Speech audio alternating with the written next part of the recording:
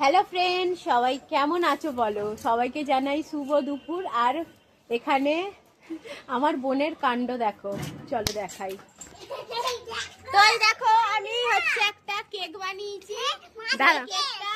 সেই কেকটা মাটির কেক। তো আমি খুব সুন্দর করে বানিয়েছি, এরা আসার আগেই বানিয়েছি। চলো দেখাই কেকটা। আমি এখন কাটবো।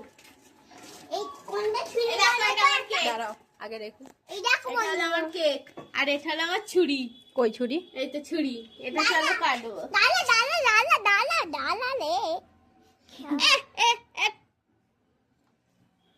দেখো আমি কেকটা এখন কাটছি। এইটা মাটি গো। কিসের এটা? এটা মাটি বানানো হয়েছে।